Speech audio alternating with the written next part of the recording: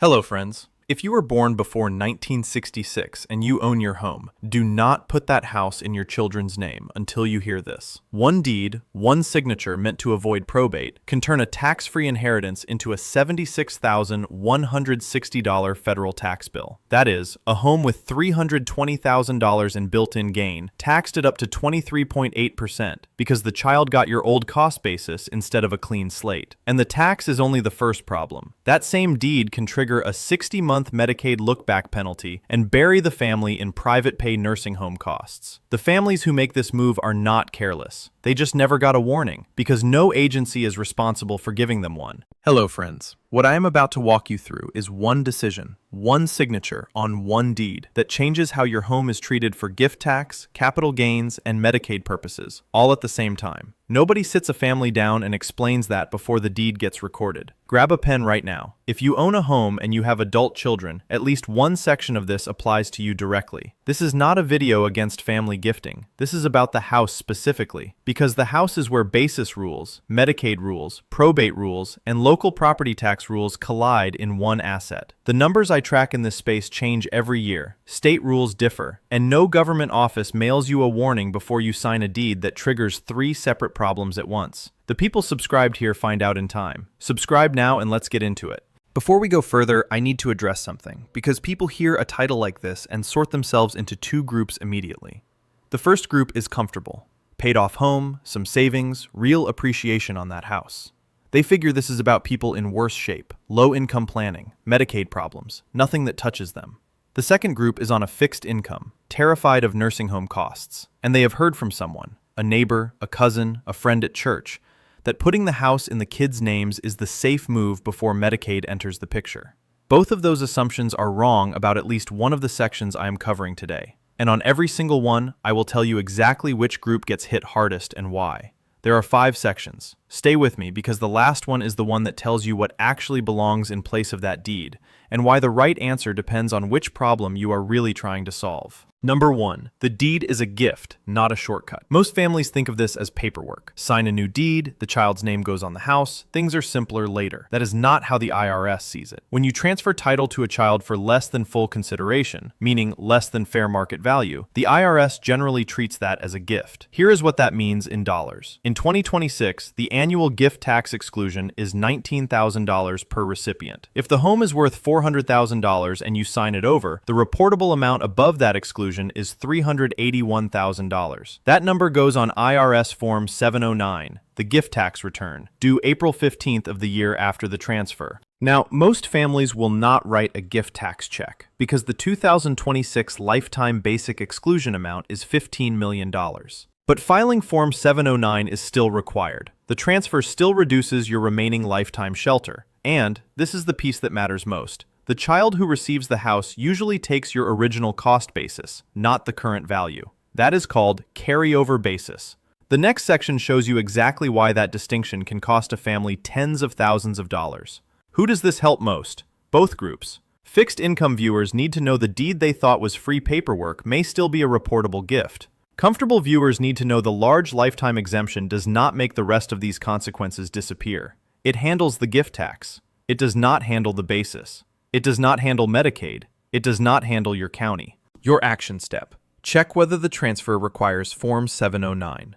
Go to the IRS Form 709 page and ask, I need to know whether this deed is a reportable gift and whether Form 709 is required for the year of transfer. The deadline is April 15th of the following year. That is number 1, and the filing issue is the small part. The next part is where the real money disappears. Number 2, the stepped-up basis you gave away. This is the section that surprises the comfortable group, and it should, because the dollars are not small. Here is the rule in plain English. When someone dies and leaves a house to an heir, the IRS generally resets the tax basis to fair market value at the date of death. That is stepped-up basis. If the house is worth $400,000 when the parent dies, the child inherits and sells for $400,000. The taxable gain is roughly 0. When a parent gifts the house during life, the child does not get that reset. The child takes the parent's original cost basis.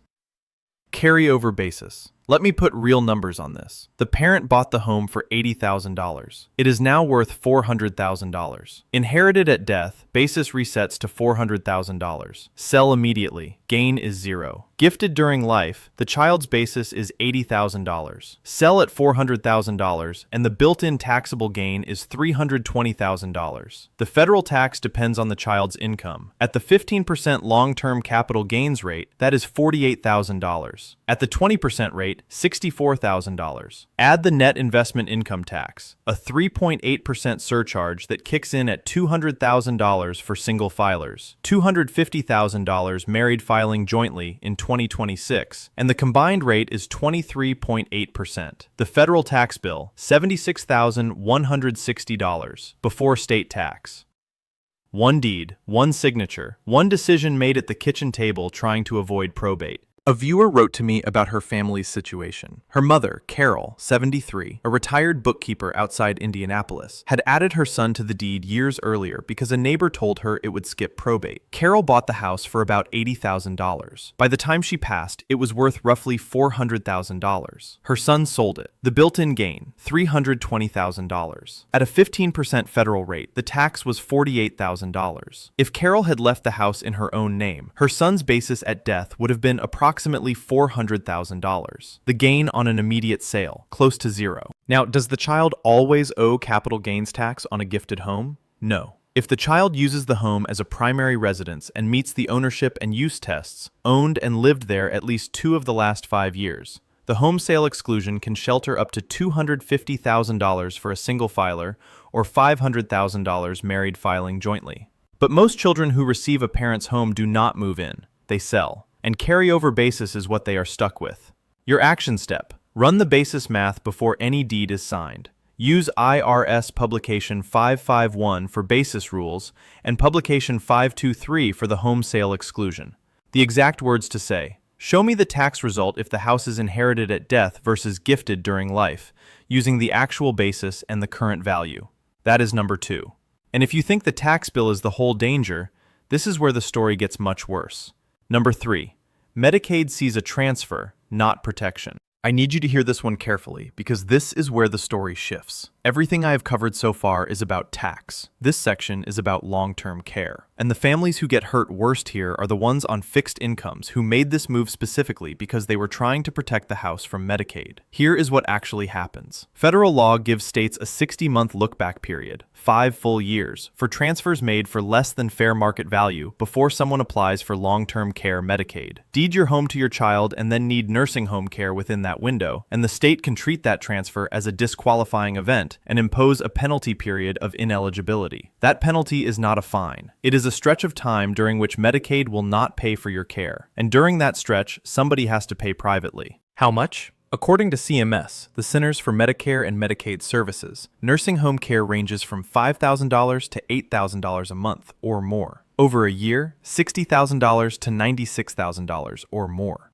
Someone I heard from was trying to help her mother and found out too late that Medicaid sees this very differently. Her mother, Dolores, 81, a widow and former cafeteria manager outside Knoxville, had deeded her house to her daughter because the family believed that was how you protect it. 3 years later, after a fall and a rehab stay, long-term care Medicaid entered the conversation. The transfer was inside the 60-month window. The family was suddenly facing private pay quotes of $5,000 to $8,000 a month. Over a full year, $60,000 to $96,000, money the family did not have, for care they thought would be covered. There are real exceptions. The penalty does not apply to a transfer to a spouse, to a child under 21, or a blind or disabled child, to a sibling with an equity interest who lived in the home at least 1 year before institutionalization, or to a caregiver child who lived there at least 2 years and provided care that delayed the need for a facility. But here's the part families almost never hear. After age 55, states are required to pursue estate recovery for certain Medicaid benefits already paid. Some states define estate broadly enough to reach assets in a living trust, a life estate, or a survivorship arrangement.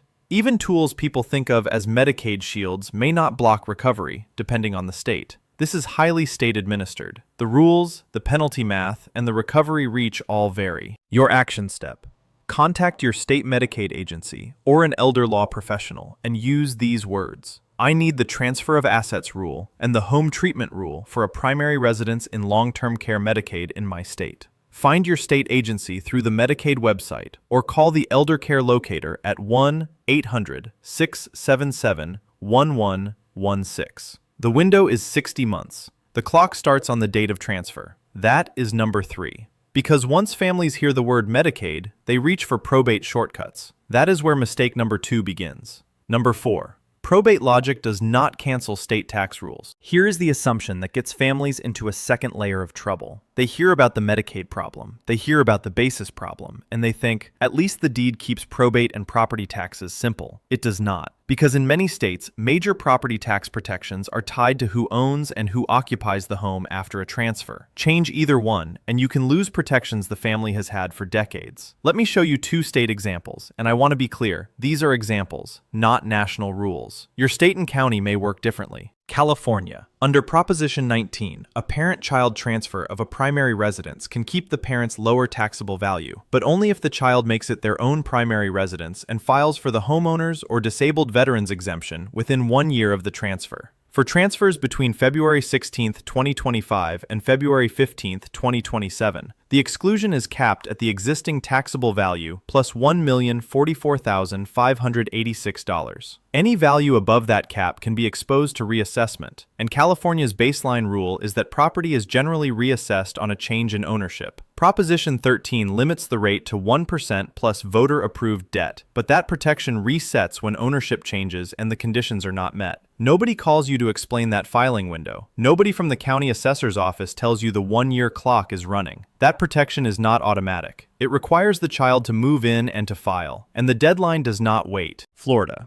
The homestead exemption can exempt up to $50,000 of assessed value, but the applicant must own the property and make it a permanent residence. You apply using Form DR-501 through your county property appraiser. Transfer the home to a child who does not live there, and that exemption can disappear. The family was trying to simplify things. Instead, the property tax bill goes up. Who does this help most? Both groups. Comfortable homeowners in states like California can face reassessment on homes that have appreciated enormously. Fixed-income homeowners who depend on a homestead exemption or owner occupancy protection can lose the shield they were counting on to keep bills manageable. Your action step. Before recording any deed, call your county assessor or county property appraiser and ask, if I transfer my home to my child during life, what happens to my homestead or parent-child property tax protections? And what filing deadlines apply? 1 phone call, 2 questions. That is the entire step. That is number 4. So what do you do instead if your goal is still to pass the house cleanly to your children? Here is the framework.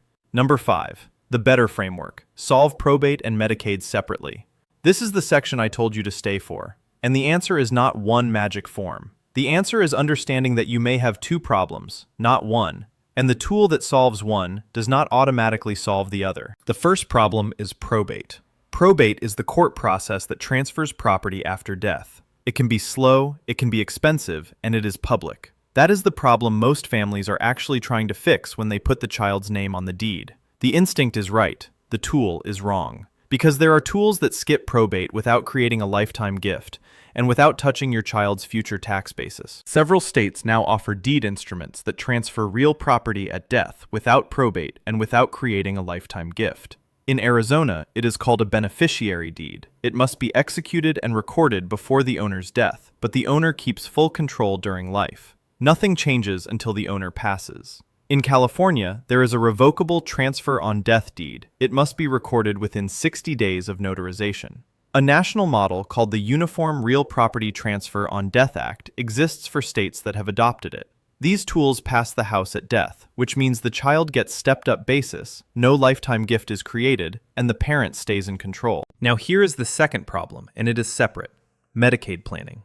A revocable living trust can be a probate tool, but because some states define estate for recovery purposes broadly enough to include living trusts, life estates, and survivorship arrangements, a revocable trust is not automatically a Medicaid shield. The script is not to assume one document handles both. The script is to ask. Some states recognize what is called a ladybird deed, an enhanced life estate deed that can offer both probate avoidance and certain Medicaid advantages. But state availability varies, and I have not locked a current nationwide list tightly enough to name every state here. Ladybird deeds state-specific primary authority before naming states in future versions. If this tool interests you, verify it with an elder law professional in your state before relying on it. Who does this help most? Both groups. Comfortable homeowners need to know that probate avoidance does not require a lifetime gift that destroys the stepped-up basis. Fixed-income homeowners need to know that the Medicaid question is a separate question with separate tools, and that the answer is state-specific, not one-size-fits-all. Nobody sends you a letter explaining which deed tool your state offers. Nobody from the Medicaid office warns you that the trust you set up for probate may not protect the house from recovery. Every one of these requires you to ask. Your action step.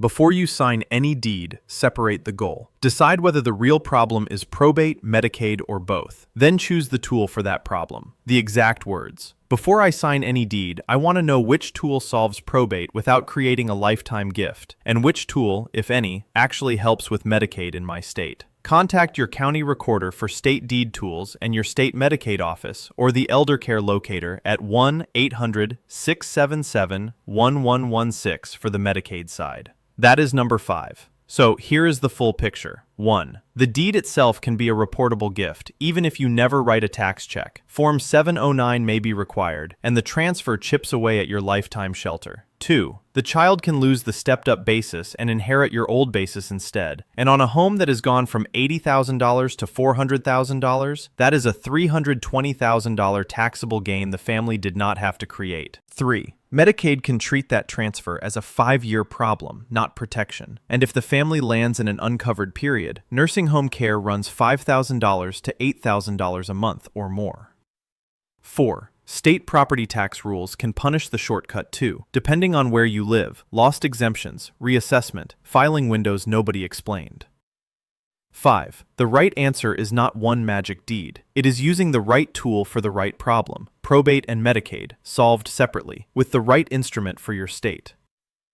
Now let me leave you with this one thought, because it is the thread that runs through all 5 sections. The IRS does not call and explain basis before you sign the deed. The Medicaid office does not stop you from creating a look-back problem. Your county assessor does not assume you meant to preserve a tax break. A probate shortcut does not automatically become a Medicaid strategy. And no agency anywhere is tasked with sitting a family down and saying, before you record this deed, here are the 4 things it triggers. Every one of those protections requires you to know the rule and take the step yourself. Being legally entitled to a better outcome and actually getting a better outcome are 2 different things. The gap between them is information, and that is exactly where families get trapped. So here is what I am going to ask you to do. Think of one person, a parent, an aunt, a neighbor from church, a friend who owns a paid-off house and has adult children. Not because they are careless, because this is one of those decisions people make while trying to do something responsible. They are trying to make things easier for their kids. And the rules that punish it are spread across 4 different systems that do not talk to each other. Send them this video before they sign that deed. One share can change the outcome for an entire family. Subscribe, share this with someone you know who owns a home and is thinking about how to pass it to the next generation, and I'll see you in the next one.